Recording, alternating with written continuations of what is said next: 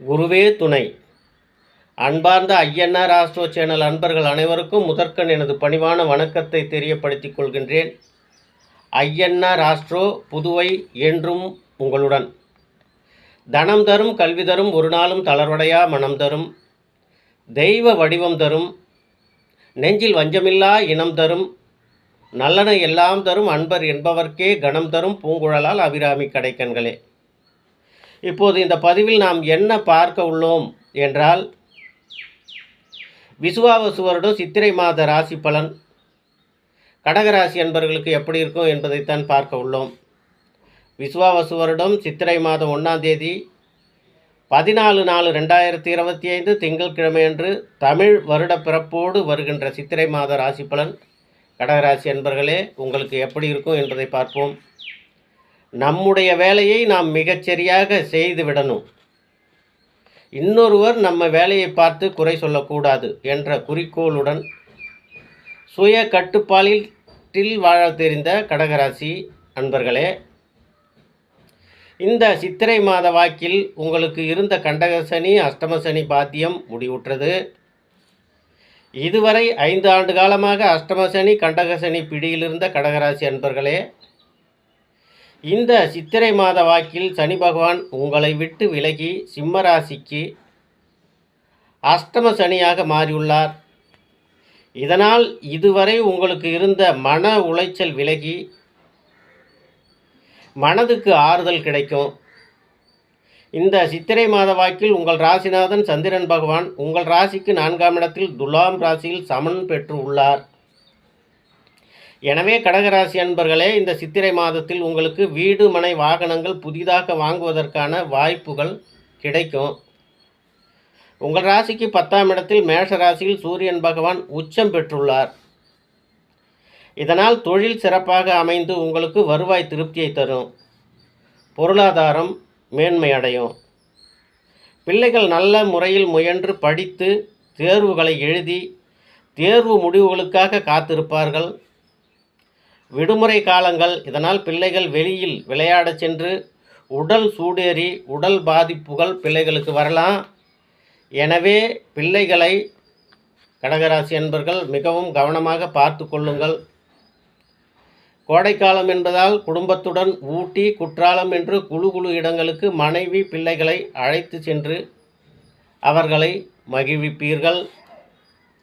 திடீர் பணப்பற்றாக்குறை ஏற்படும், இருப்பினும் அதையெல்லாம் கடகராசி அன்பர்கள் சமாளித்துக் கொள்வீர்கள். இதுவரை முடங்கியிருந்த நீங்கள் இனிமேல் முன்னேற்ற பாதையில் செல்லுவீர்கள். மனோபலம் உங்களுக்கு அதிகரிக்கும்.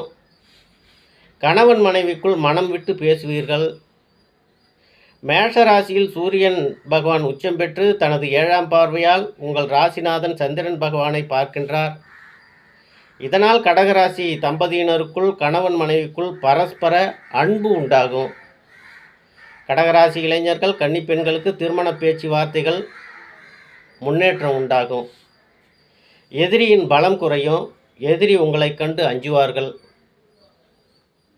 கொடுக்கல் வாங்கல் சரளமாக நடைபெறும். கடகராசி அன்பர்களுக்கு பங்கு வர்த்தகம் வட்டி வருமானம் உங்களுக்கு உயரப்போகிறது. சொந்த பந்தங்கள் மத்தியில் பெரும் புகழ் அடைவீர்கள். அரசு ஊழியர்கள் பதவி உயர்வு கூடிய சம்பள உயர்வை நோக்கி சென்று கொண்டிருக்கின்றீர்கள்.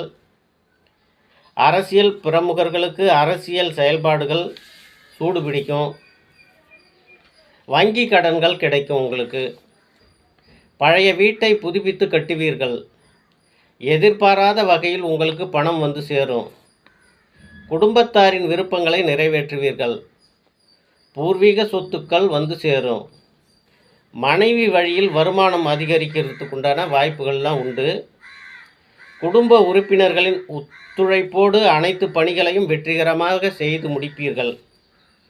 பயணங்களில் அலைச்சல் ஏற்பட்டாலும் அதற்கேற்ப சந்தோஷமும் உற்சாகமும் இருக்கும். உங்களுக்கு வாழ்க்கையில் முன்னேற்ற பாதையில் செல்வீர்கள். கடகராசி அன்பர்களே, நீங்கள் இந்த சித்திரை மாதத்தில் இப்படி பல சுப பலன்களை பெறவுள்ள கடகராசி அன்பர்களே, வானத்தை நோக்கி செங்குத்தாக உயரமாக வளரக்கூடிய மூங்கில் போல் உங்களுக்கு மதிப்பும் மரியாதையும் உயர்ந்து அடர்ந்து படர்ந்து பல கிளைகளை விட்டு கிளைகளில் உள்ள விழுதுகள் பூமியில் பதிந்து ஆலமரம் போல் தலைமுறை தலைமுறையாக உங்கள் சந்ததி வளர்ந்து மலைகள் மீதும் பாறைகள் மீதும் தனது வேர்களை துளைத்து செல்லும் அரசமரம் போல் உங்கள் அடிப்படை வாழ்க்கை அமைந்து இந்த சித்திரை மாதத்தில் கடகராசி அன்பர்களுக்கு சகல விதமான நன்மைகளும் கிடைத்து எல்லா வளமும் பெற்று எல்லா நலமும் பெற்று பல்லாண்டு பல்லாண்டு 1100 ஆண்டுகள் கடகராசி அன்பர்கள் வாழ வேண்டும் என உங்களை வாழ்த்தி விடைபெறுகின்றேன். நன்றி, வணக்கங்க.